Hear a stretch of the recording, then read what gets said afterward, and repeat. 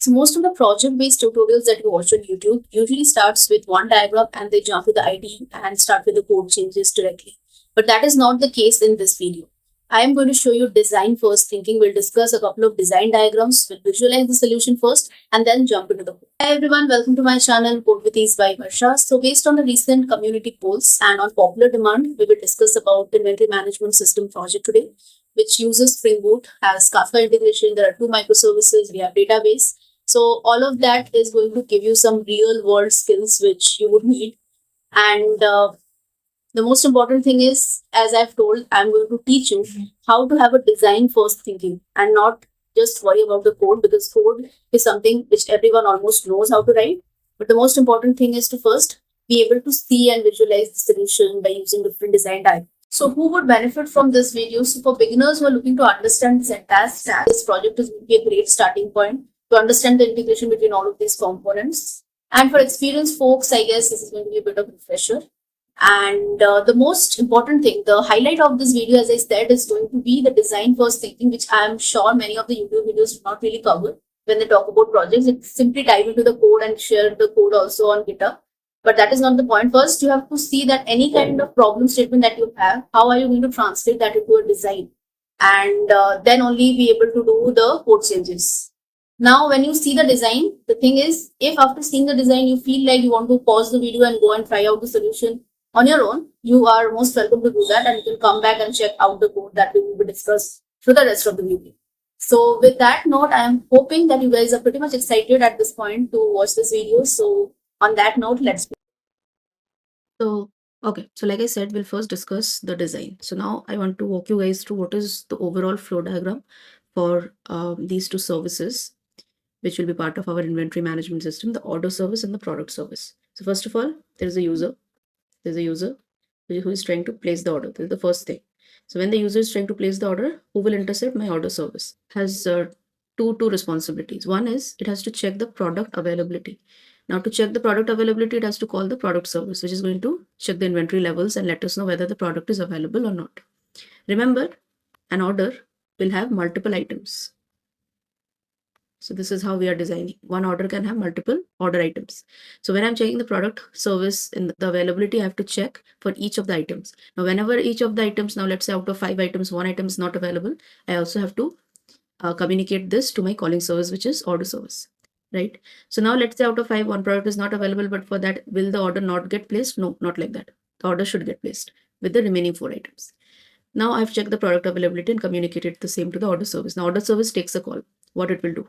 If the product is available, if all of them are available, or if one of them is not available, I'm going to send appropriate message to the user. Now, the next thing is I'm going to save the order. So order service is going to call, create the order. So this is step number 3 in which I'm going to save the order into my database. So in my database, I should be saving my order details. Apart from saving the order, one more work order service has, and that is to publish the order event. The order producer will be publishing this to Kafka, sending a message that order has been placed. Now I have written a generic, the order can be placed, the order can be cancelled. So I'm just saying order event it is going to publish, whatever be the event. So in case of this, the order event is going to be order placed. So it will go to the producer is going to send this to the Kafka. Now I have in the product service, I should also have another product consumer. This consumer is going to consume the order placed event or the order cancelled event, whatever the case may be. Based on that, it is going to update the stock. Very simply, if order is placed, my SKU levels or the inventory levels should be going down. I should decrement the values. Or if I have cancelled, the SKU level should increment. So if I had 10 quantity and I've placed order for 5 items, it should become 10 minus 5 new quantity. Like this is very simple. It's a no-brainer. So product consumer is ultimately going to update the stock. So this is 1, 2, 3, 4 is this, 5 is this. So this is what our flow is going to be for our inventory management system.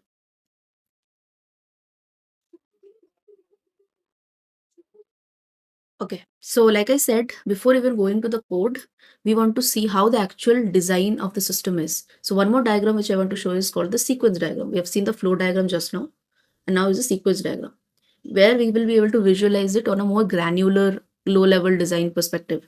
So we have a customer, we have the order service and the product service.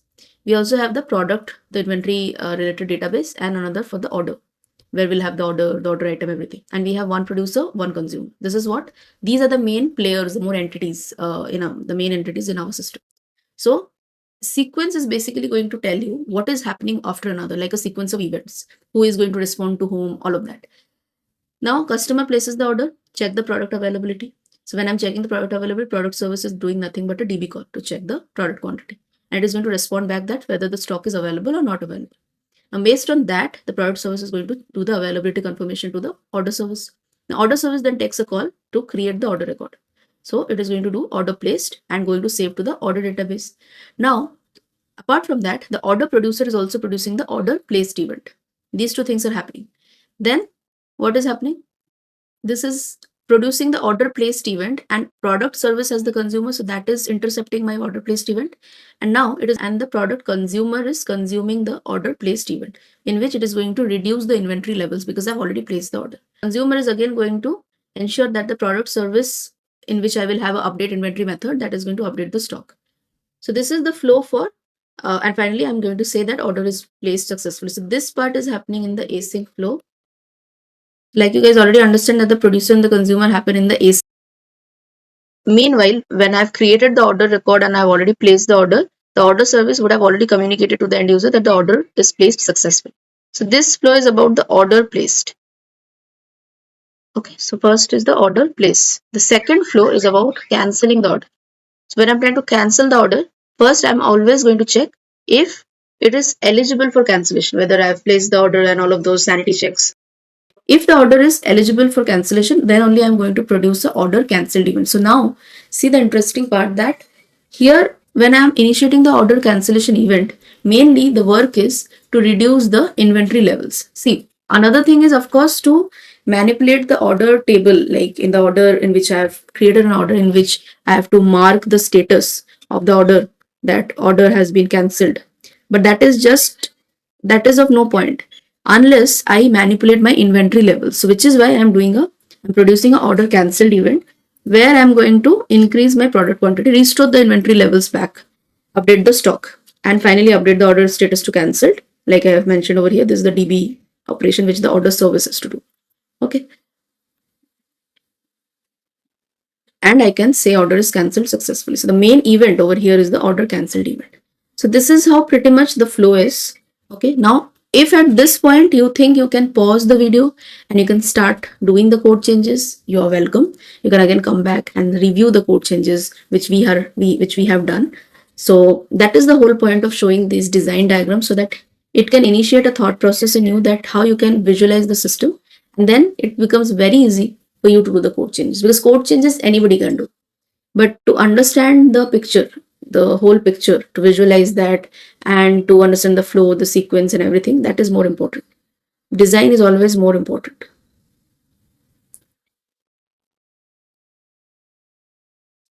So by now we have already gone through two diagrams, and the picture should be very clear to you guys. Now I want to do one final level of low level design, so that before showing the code it becomes like very crystal clear to you what we are doing, right? Network of components in Spring Boot, since that is the framework which we are using, we have a controller, we have a service, we have the repository, I'm just writing repo, which will interact with our DB, and in this case for our async we have Kafka. So as we know, what is our flow? In our flow, in the controller, we will call our product service to check the availability. So it can be two things. Let's say all the products are not available. None of them is available. Or maybe one of them is available or all of them is available. So if it is available, then my order service is going to call the create order. We have already seen that in the sequence. In the create order, now I'm not doing any sequence diagram. I'm just telling you what the code is actually going to contain. I'm going to do create order. That is step number 1. Just call the service and the create order method. And I'm also going to, if this is successful, then I'm going to do the Kafka, like the order. I'll not say Kafka, I'll say order producer. Order producer is going to produce the event. What event? Order is placed. So my controller class is basically going to cover these things. What is my service class going to do? The service class is going to contain the method to create the order, wherein it will take the order DTO, Okay, save to DB using the repository. This is what the service class is going to do, and send me an acknowledgement that order has been placed with the order ID. So this is what the service class is going to do. I'm going to take this order ID. Now with this order ID or the order DT or whatever, I'm going to anyway use the order producer to produce the event. Now what is my repository? Simple JPA logic. I don't have much to say for this. Simple JPA logic to save order. One more thing I want to talk about is the entities. As I said, the entity I'm going to have for order, I will have order and I will also have order item. So it's like one order has multiple order items and multiple order items have one order. So one to many, many to one. So that annotation will use it. So I'll have a separate table for order items and I will have a separate table for order. This is my @entity changes. So this is also done. So we are done with @controller, @entity, @service, the repository. Now DB changes, I don't have to say anything. It is what I've already mentioned in the @entity changes. So coming finally to the order producer. So this Kafka producer or the order producer, what it is going to do, simply produce the event of two things. It can place the order. So it can place the order, it can produce the order placed event, or it can place the, it can produce the order cancelled event based on what I send it. Okay. So this is pretty much going to sum up all the code changes which we are going to see now. And in addition to this, we'll also see the properties file, what we are going to make changes in the properties file. So this is what is the code. The code is very simple, like it's nothing, it's simple, plain and simple as water. But I just wanted you to first visualize what is going to be in the code already. Okay, so into the ID, so I want to show the product service code first because that is what we are going to do a first call of in the order service like we have seen in the sequence diagram. So I don't want to go into each and every class because I'll be anyway giving a link of the code in the description. But what I want to mainly show you the important classes where the important business logic is, and of course I'll run the application and show it to you from scratch. So just hold on for a while. See, this is the controller, product controller in which we are doing the check availability. Now in this, the normal logic is to just check. I'll be getting a list of the product DTO, which is nothing but my order items. So I'll be getting those and I'm going to iterate and I'm going to check by doing a find by the SKU code. So if one of them is not found, then I'm going to throw an exception. Now, this is very plain and simple business logic, right? Okay, so now if it is going to find by SKU code, I'm going to check the availability. Now, plain and simple business logic. In real world, it is of course much more complex. So this is basically going to give me a product availability response in which I am going to have a list of my product availability because it is going to be multiple. So against each SKU code, whether it is available or not available, based on that, again, I am doing some business logic in the order service, which I'll show you. So this is basically the main changes, and this is the data source configuration. So we've shown the controller, the service. I'm not showing the repository, it's simple. And this is the product DTO, which is the same as order item DTO. So this is pretty much our product service. Now, also, one more thing I want to show is in the application.properties, you would find that we have done the in the application.properties. Now we are running this on 8051. Now you see I am trying to do an initialization script, which is this is the data.sql in which I am trying to pre-populate my product table, which this is my entity, right? So this is the product in which I'm pre-populating the data of the inventory when I'm starting the product service, so that when my order service is going to call, I'm going to get the I'm going to hit the DB to get the SKU code and check the availability. So that is the purpose of doing this. In place, now we have seen what is the code changes we have done in the product service. Now I'm going to run the service and we are going to populate the data into the TB, the product table, right? So the database is inventory and the entity name is products.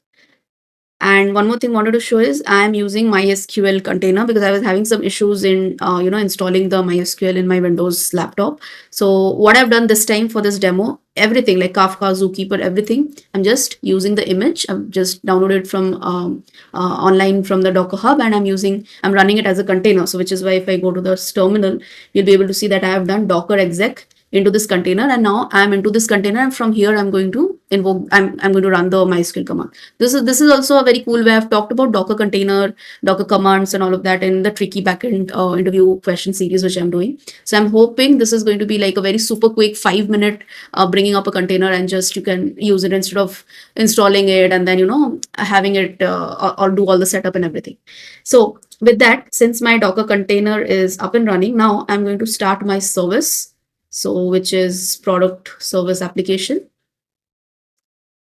And in this, I'm expecting this data to be this data to get populated. So if I just do a use inventory and show, maybe select star from products, now it is an empty set. Okay, now it is empty because I had tried to delete the entries so that I can do a demo. Now is the server up? Yes, the service is up now, and now I should be able to see the data in this. Here we go. So because we had the initialization script and it has loaded the data into our product. So why we are doing this first? Because now order service is going to hit the product service to check the availability. So I have to check whether my data is available in the products table. So that is the intent of doing this. So this is our endpoint. So let us just hit this. We have this SKU code, which is for Bose headphones, and we already have a stock of 15. Quantity is 15. So I just want to see if it is available or not for quantity 10. I can see it is available. So let's say I make it 19. I'm just going to get available false. And this is exactly a list of this is what I'm going to pass to my order service. Right, so we are done with the product service code demo, and now we are going to move to understand what are the changes we are doing in the order service. Well, I'll be stopping the application now. Do not worry, we'll come back to product service again when we discuss about the consumer, which is going to run on the product service. So now I'm going to the order service. So this is what the code structure is going to look like. Here, mainly, everything is similar, like we have a controller here. Now I'll go through the logic in a while. Here, we have a Kafka producer also. So my controller, like I've said, first, I'm going to check the availability. So if I do not have items available, I'm going to give bad request. Again, this is some business logic, which I just thought it is like simple and easy to do and execute and explain. So that is what it can be varied based on your understanding. Next is I'm updating the order, that these are my update, like these are the list of the order items which I'm finally going to place it in my order. And this is why it is called available items. So I'm going to filter out the, like you have seen the availability, like the is available. If it is false, then I'm going to filter it out. So it's clear. Now we are creating the order, basically doing a save in the DB. If this is successful, I am placing an order placed event. So this is where my Kafka comes into picture. Now before this,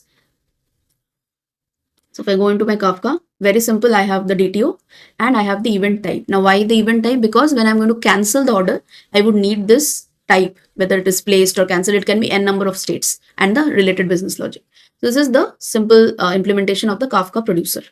So this is done. I also have a product service client. This is a very simple REST template which I've used to hit our product service. Okay. And what else? So the entity. We have two entities. We have the orders and the order items. In the order, these are the things which we are taking into account. Remember the mapping, one to many, many to one. One order has multiple order items, so it is one to many mapping. Cascading is on for this. Now, if I go into the other entity, which is order items, then this is called many to one, and we're joining it by the order ID. Remember, there are two tables. So we had products and now two tables added. So in total, we have three tables. And in the service class, this is what we have, in which we are doing a simple create order and the basic checks and just doing the mapping accordingly. So and finally, we are going to do a order placed. And finally, we are returning this order response. Okay. I think this is pretty much our layout, the directory structure for order service. It's very simple. I think it's for experienced guys, is like it's simple. It's nothing. It's very crystal clear. I think it should be. But for freshers, I understand it is not. It may not be very simple. But if you see the code, if you understand what a basic framework of Spring Boot looks like, you'll be able to understand controller, service, repository, and on top of that, cherry on the top is the Kafka producer. And I will also show you the application properties here. Apart from what you've already seen, the JPA settings, we are also having the product service URL because it's just on different ports on localhost. And these three are the Kafka properties. Now I want to say one more thing is, I think many of you might think why I have not created a different Kafka producer config, like we return the default Kafka bean from there and all of those things. I just tried it out without that if it is working, if it is working. So this is also one way of doing it. If you want some customization, it is of course recommended to use the Kafka producer config and all of those things. So with that, I am going to also show you now how the integration of this is going to work. The order service will check the product availability by hitting the product service like we have seen. And then it is also going to save into DB also, and it is also going to produce to the Kafka also. And the last flow is going to be the order service will have a consumer which is going to listen to this. So let's begin.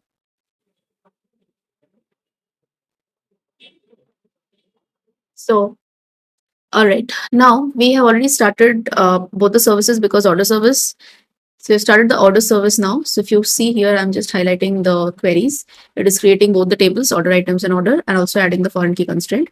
Also, I've started the product service because remember, order service is first going to make a call to the product service to check the product availability. And also, I've started the containers for Kafka, Zookeeper, and MySQL container, right? So now what we are going to do is we need to hit the order service. As a user, I'm going to hit the order service. I'm going to hit, so I'll go to Postman. So this is the body, and in which I'm just adding what are the order items, and I've put quantity 2 for refrigerator and 1 quantity for this. So with this, what is the expectation? First, order needs to get saved into the DB. Second, the Kafka should be able to produce an event called order placed. And since we have not coded, since I have not shown you the Kafka consumer code, but what we will do is using the script, the consumer script, the shell script, we are going to see if the produced event is being able to be consumed. So that is what we will do. So first I'll just hit this order placed. Now I'll go to DB. I'll just do show tables. I've seen that both the tables are created. So let's say I'll order, so I'll open this one first. So this is the details which is there. And in order items, these are the details, right? So this is having the foreign key constraint. I think we should have added the status column in the orders table. That is a miss. I'm going to add that status column also so that we know what is the status of the order. Now, once this is done, let me go to the logs. If you see here, this event is successfully sent. So now we see that the DB save has also happened. And also we have been able to send the order placed event.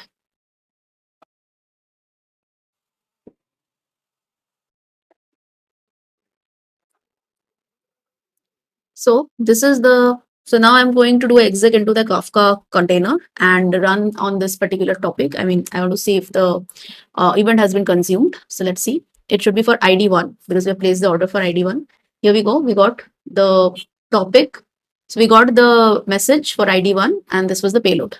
So the same thing, we have written a consumer.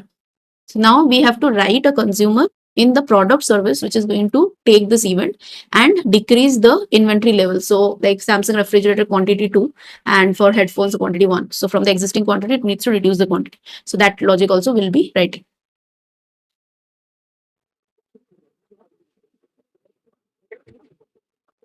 So now we are back to the product service and I'll walk you through the product consumer code that we have written. So far we have seen using the CLI command how the consumer was reading the messages that was being produced on that topic. Now from the code, how are we going to handle this? This is the class for the product consumer. Very simple. I have the topic defined. I have the annotation for @Kafka listener so that this method is going to behave as the Kafka consumer. It is going to listen to this topic. Now, once I get this topic, over here, I'm trying to deserialize that in the basis. I'm trying to deserialize this into this particular DTO. That you remember that we were sending a bunch of different things. Like if I show you in the Postman, we were sending ID, SKU code, product name, everything inside the order items. There was price and date also. But I am only concerned about that list of the order items. So I'm going to use @JSON property on that particular JSON key. So that is why I'm doing the JSON ignore properties, that I want to ignore the rest of the things which is coming in or the rest of the things which is getting deserialized. So that is what it is doing. Once I deserialize this, then I'm getting the list of the order items and very simply I'm calling the product service, iterating over it to just update my inventory levels. Reduce product quantity as the name suggests. I'm just checking if the quantity is sufficient or not and then I'm just updating my quantity. So we will see that in a live code demo now. So this is what is the business logic which I'm doing. Once I get an order, I'm going to reduce my inventory levels. Now, going to my properties file, what are the different configuration that we have used apart from what we had before? The deserializer, the key deserializer, and the value deserializer. So over here, I'm using string, which is why you are seeing over here that I'm using string over here. Okay. And as I said, it is not necessary you have to define in the properties file, because for large scale production application, a good practice is to have a different class for a Kafka consumer config, where you define the properties like this and define the values over there. And we also have, okay, so with this setup, now what we are going to do is we are going to start the end-to-end flow now. I am going to send the order request. I'm also going to open the DB. I should be able to get my new order being placed. And also at the same time, the Kafka producer should produce the event. And this code in the product service should be able to consume that and also update the inventory levels. So for that, I'll first start my service. I also will go to the DB and I'm going to just do a query on the product. So these are my current products, right? Let's say I'll use two products. Let's say I'll use Philips air fryer. So I'll copy this SKU code, and let's say I also use the DSLR camera. So we'll order these two items, the Philips air fryer and the DSLR camera. And now if I go to the logs, so if you see, this is my product service. It has assigned the partition because by default there's only one partition, and these are the server has started, and these are the different Kafka configurations. So like you can see over here, the bootstrap server is over here, and then the group ID is coming, whatever we defined. Then if I scroll down a bit, the value deserializer class. So this is how I can see that the Kafka consumer has started successfully. At the same time, I'm also going to start the order service.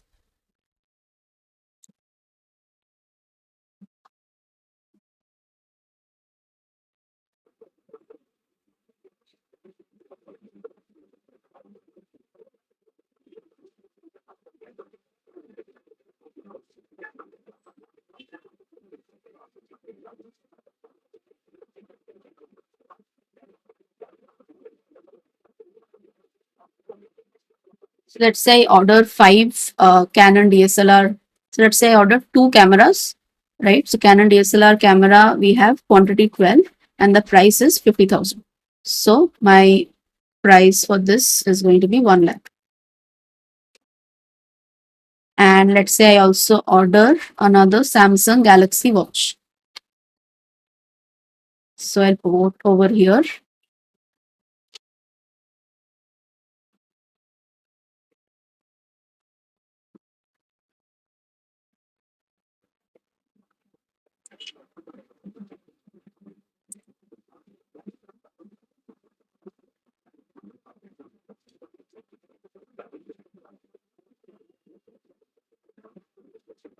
Quantity, I'll order one, and price is 30,000. Okay. So my total price is 1,30,000. So anyway, these things are anyway going to come from the front end, so you do not have to type. I'm just showing you because I'm just going to show you how you should write the post body and give the current value so that the current values at least get saved in the DB.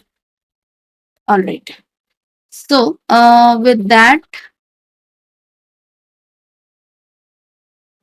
let us place the order. Let's see if the order service has started.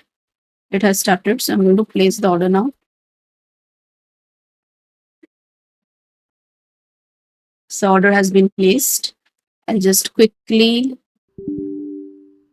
select start from my orders.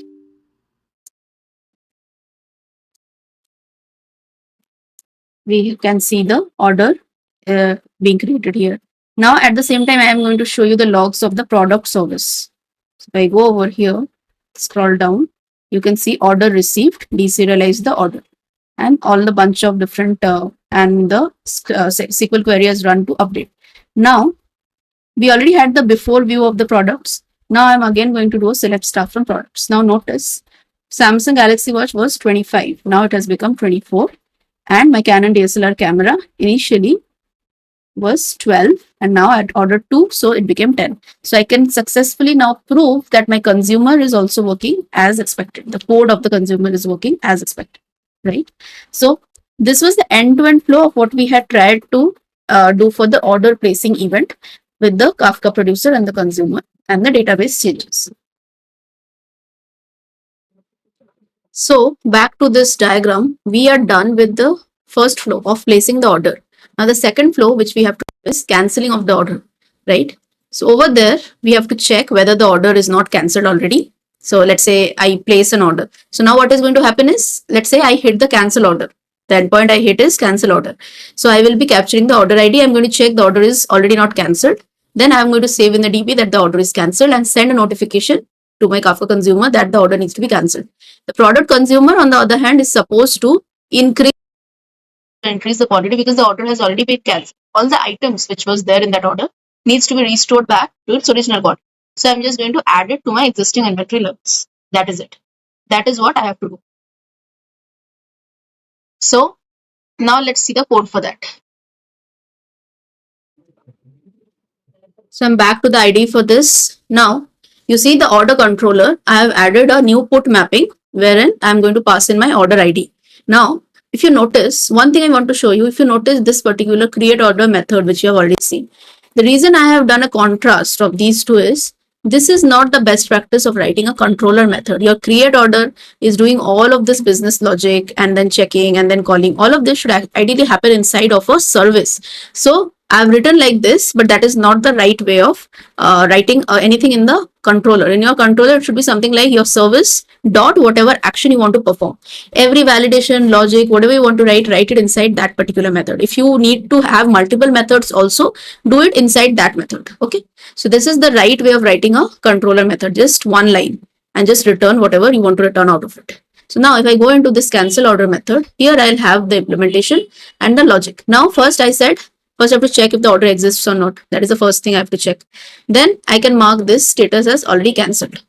Okay. One more thing which we can do over here is we should also be checking if the order dot get order status. Okay. Let me just write down.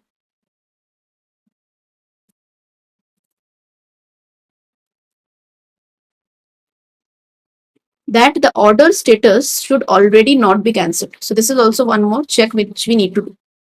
If it is not already cancelled, only then I am going to do this operation.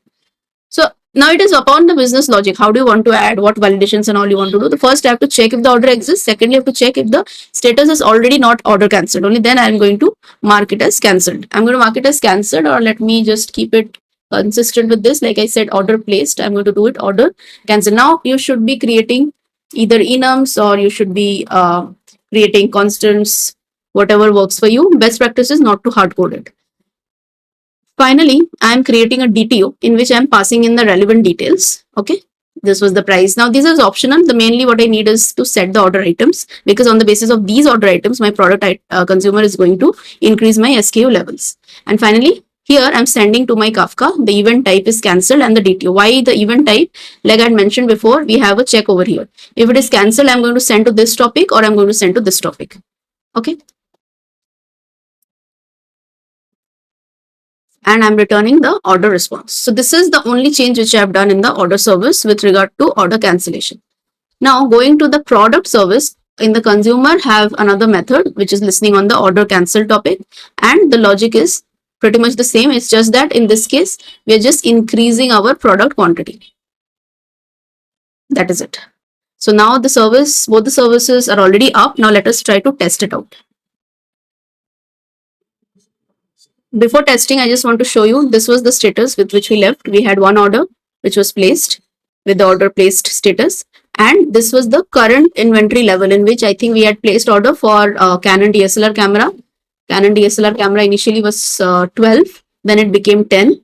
And the smartwatch, the Samsung Galaxy Watch was initially 25, then it became 24. Now, when I cancel this particular order, I am expecting this quantities to get restored, right? So let's do that. I'm going to post one. This is the first controller method which I need, the endpoint. API orders, cancel, and then the order ID. I don't have to pass anything else. It was a path variable. So let me hit this. Order service is already up. Okay, I got order ID null and status null. I think something is up. I can see the cancelled event has already been passed. Let me check the order response. Okay, yeah. So this constructor is basically empty. So I have to set the status and everything. Otherwise, it will be. That is the reason why it was null. So let me just set this. And after that, we are going to check the DB order. Sorry.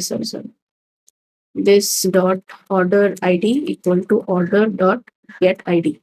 So now order response will not be null anymore. So now let me go to the DB and check select star from orders. Okay, so the orders are cancelled.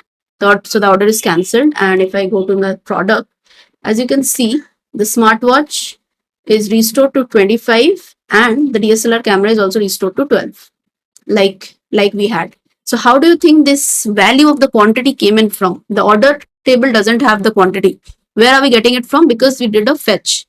We did a find by ID and there was a join between the orders table and the order items table. So from there, we have actually gotten the entire order object and we passed in the order items. So that concludes our demo for today. I am hoping you got some value out of it, of how to end-to-end design microservices using Kafka databases, Spring Boot. We used MySQL in this case. The code will be available in GitHub in a while, so you will be able to check it out. But most importantly, do not try to just clone the project and start running, but maybe try to think of something similar, or maybe start doing some tweaks to the to this particular diagram which I was showing you, and try to add maybe more services, some more business logic to just play around with this. I think that is going to improve your understanding as well. So with that, I am wrapping the video for today. So thank you so much for watching today's video. I hope you're looking forward to more videos like this. Comment down project in caps so that I will be understanding that you guys are really interested in learning more about projects like this. And thank you again for watching. Subscribe to the channel if you haven't already. Like and share the video, and do leave a comment called project to help me understand that you guys are really that you guys are really interested about videos like this. Thank you so much.